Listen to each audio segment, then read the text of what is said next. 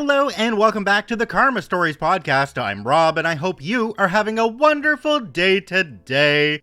Today I have 3 stories for you from the Tales from Tech Support subreddit.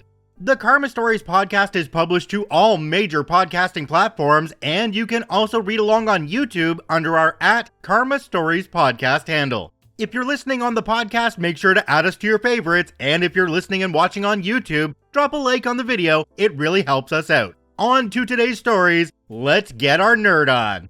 This story comes to us from Celigas, the Barbara problem. I'm here to talk about Barbara. That's not her real name, for me or maybe you, but you probably have or have had a Barbara. That coworker who cannot do a single ticket correctly, and in fact must redo every ticket threefold before they are finally resolved. You avoid responding to them in group chat. You know better now. If you answer, you'll become responsible for resolving their entire issue, but their name is the one that will go on the ticket. Trying to explain something to them, even something simple that is vital to their everyday job, ends with you pulling out your hair as they attempt to repeat your words back to you and reveal their persistent misunderstanding as you listen to something that doesn't in the slightest resemble anything you just relayed to them. They even blast out answers to every question asked in chat with no concern for whether the answer is correct or could add hours of extra labor and headaches for level 2 to sort out. Finally, and this is the most egregious part of all, your boss is fully aware of their incompetence and refuses to do anything about it. Perhaps your boss knows something you don't. Perhaps Barbara is not a real coworker. Perhaps instead, they are an effigy, a totem strategically maintained to channel and consolidate the spiritual miasma of incompetence in one individual so as to ward the rest of the team against it. Or perhaps your boss simply derives catharsis and entertainment from your suffering. It is not for you to know. You merely know that to live is to suffer, and to have a Barbara is to live in suffering. I first became aware of Barbara on day 1. She was assigned to train me. My workplace is a small company and very disorganized, so training involved throwing us onto the phone with no knowledge base to speak of, or actual knowledge of our work at all, pretending we knew exactly what we were doing, and then begging our seniors in chat to, please answer my question. I've been stalling this lady for 20 minutes and have no idea what to do. When available, our trainers would ask us to ride along on some of their simpler calls, or invite us to share our screen on Teams to walk us through something. I asked my assigned trainer Barbara for her help exactly once. Having done IT work before, I had gathered as much information as possible and taken extensive notes on the call I received. A single instance of our software on one machine would not connect. Another adjacent machine on the same network could. It could be a server issue, but my experience told me it was likely an issue local to the machine. I explained my suspicions to Barbara. Barbara explained to me that it was probably an issue with the server and proceeded to immediately connect to the server we hosted for the customer. She insisted that sometimes, if you fiddled with some things, turned stuff off and on, and disabled or enabled other things, the issue would be fixed. I am not being vague on the details of her methodology for the sake of expedience. These are almost verbatim the exact words she used. To this day, I have no idea what she was doing on the server for the excruciating half hour that followed, as I forced a strained smile and reassured the customer that our resident expert was looking into their issue. I think I do not want to know. Some knowledge is not for those who wish to remain of sound mind to know. At minute 25 of listening to Barbara make strange sounds of confusion and frustration over Teams, I was getting desperate. Barbara was not listening to my insistent suggestions that perhaps investigating the local machine would prove more enlightening. Off to the side, I messaged another coworker who had been assigned to train a compatriot in much the same way Barbara had been assigned to me. He told me to hold on and that he'd take a look in a minute. To my great relief, Barbara, by happenstance, had an urgent appointment she needed to be on in 5 minutes, and recommended I escalate a ticket to level 2, because this issue was completely beyond our ability to solve. I expressed my immense disappointment that she had to go, but assured her that I'd get right on that as I surreptitiously connected the other senior to the computer I was working on. Within 3 minutes, he opened the software, looked at it, checked the settings, closed it, opened an INI file, changed a 1 to a 0, and gave the customer and me a concise and simple explanation as to why that change fixed it, as he demonstrated that everything was working now.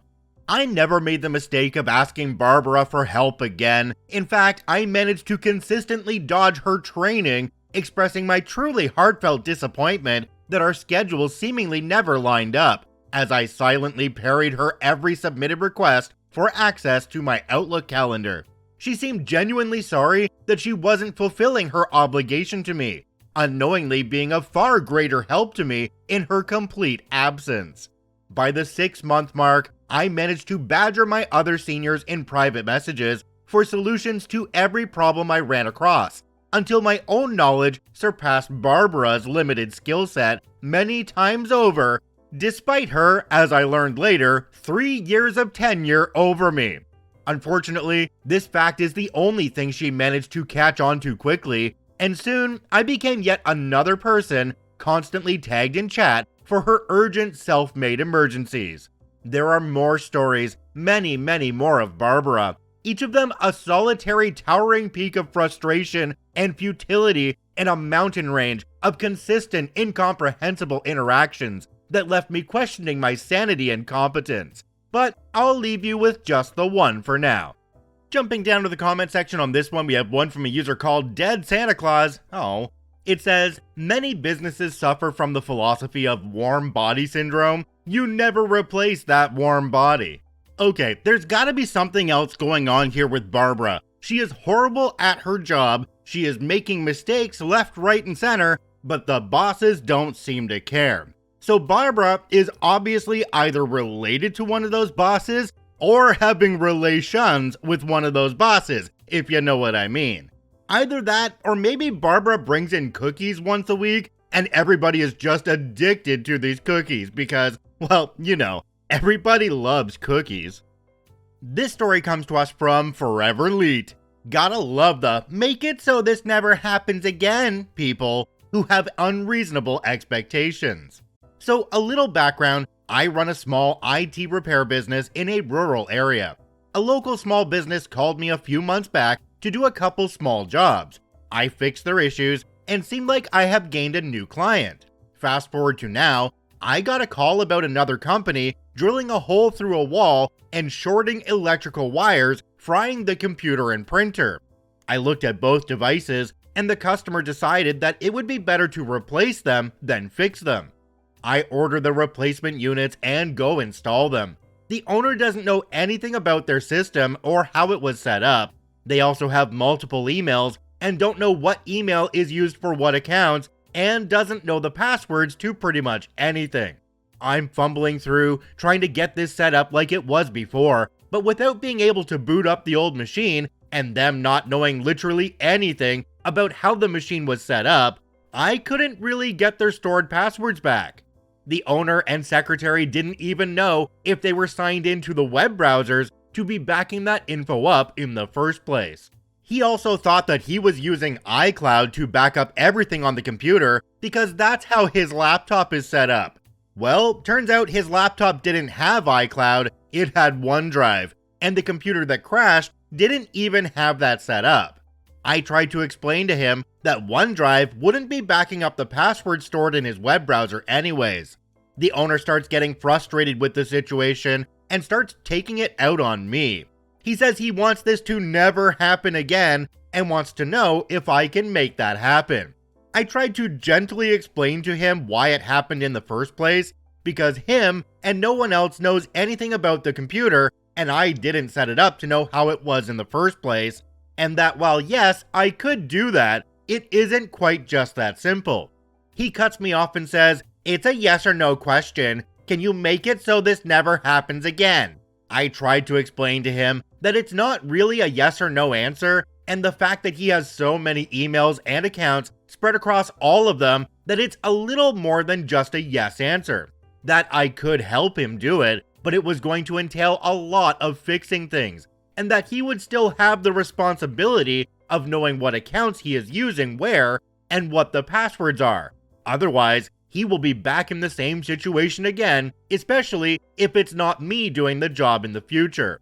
He gets pissed and starts telling me that he would expect a professional like myself would be able to do these types of things and make it so a person who doesn't know anything can do this, and that he's going to find someone else to do his computer work from now on. Gotta love it when a business has no backup plan, doesn't know anything about any of their accounts or how stuff works at all, and then expects you to just be a magic worker, and it just to be done in some unrealistic way they want it done. I'm thinking I dodged a bullet, because this guy would not have remembered anything 10 seconds after I left, and when something happens and he is in the same boat again, he would have blamed me. Jumping down to the comment section on this one, we have one from a user called Angry Cod. It says, the answer is yes, provided you're willing to make the investment. I can't build you a reliable system for free. A user called Responsible N7361 responded to this and said, or the answer is no, since they have unrealistic expectations, and you are better off with finding them someone else than dealing with them. OP responded to both of these and said, yeah, to be honest, if someone is going to be hard to deal with, I don't need their business. I have plenty of good customers who know that I do good work and tell me I should charge more. I don't need any more stress in my life than I already have. I told myself years ago I wasn't going to let people talk to me like this guy did today, and that's why I started my own business. I'll be darned if I'm going to put up with attitude from the people while I'm trying to fix their mistakes. In another top-level comment, OP said, thanks everyone, I left feeling a little down today, and your support makes me feel a little better about the situation. This is my livelihood, and I work my hardest to make sure people are happy, and do everything I can to get the job done right. I've been working in the field for 15 years, and no matter how much I know there is just no pleasing some people, it still felt like a defeat and didn't feel very good. OP, you're completely right. There is no pleasing some people, and no matter what you did for that customer, it was going to come back on you in the future. At that point, you just wipe your hands of it, walk away, and know that you have customers that appreciate you for what you do. I'd say you didn't dodge a bullet in this case, but I think you dodged a cannonball. This story comes to us from Freak from Sweden. The VPN is not working. Hello again. Thought I would share one of the last calls I had this week before my vacation. Our users are what I would describe as above average in computer literacy. So when calls like this come in, it's often one of two things, and they are all actual real problems. Some background. About 6 months ago, we migrated away from direct access for remote access to a more robust standalone VPN solution. This migration went great and has been working flawlessly for most. When issues arrive, it's often a missing VPN site in the client or something related to the SAML and MF authentication. Hello, I can't connect from my home, the VPN is not working, I need to get my job done now. Okay, when you click connect, are you prompted to configure a VPN site, or do you get past that? No, I click on connect and the tiny icon spins for 2 minutes and nothing happens. We have a remote access web portal for our users as well. This portal is set up to be able to do limited work from any machine through the web browser, like reporting working hours for example. This site makes use of our IDP. If the users can access this site, they can access SAML portal and the VPN should work. Okay, can you reach domain.se in your browser? We have a discussion back and forth, and the user is just getting annoyed with me. No, nothing is working. This has never been an issue before. This new system is bad and broken. Do you have a network connect? For example, can you reach newswebsite.se? No, what does that have to do with anything? I need to work. I need my documents and programs. What does that have to do with anything? How about everything? I roll my eyes at myself. Should have started there. My users have spoiled me. 99.9% of our user base knows what a VPN is for, and that you will need a network connection for it to work. Apparently, I found the 0.1%. You will have to connect to your home network before you connect to the VPN to reach your documents. The user is basically yelling at me at this point. That's what the VPN is for, to connect me to the network. Why else would I bother with this? I then had to explain to the user for quite some time that the VPN does not grant her access to the internet, and that it requires a network connection function. In the future, I will remember that users are users, and I will treat them as such. Now, I will take my summer break and wind down from this. Perhaps my faith in my users will be restored over the summer. Jumping down to the comment section on this one, we have one from a user called Wendels87. It says, users are just gonna be like that sometimes. I had a user once who turned her PC off when she left the office and was wondering why she couldn't connect to it from home over the VPN. She lodged a formal complaint because the documentation didn't say it had to be on. Another commenter called Command Line Commando said, you are hoping that your faith in users will be restored? Oh my sweet summer child. Just when you think that they get better, they come at you with the weirdest nonsense that makes no sense, even to them. From the years I spent in customer service and technical support, I learned that there are many people out there who just don't understand how some of the simplest things work. The easiest way to deal with them is baby steps, or pawn them off on somebody else. If you enjoy daily Reddit stories, I encourage you to follow and add us to your favorites on whichever podcasting platform you enjoy the most. And if you're watching and listening on YouTube, please hit that subscribe button and drop a like on the video. It really helps us out.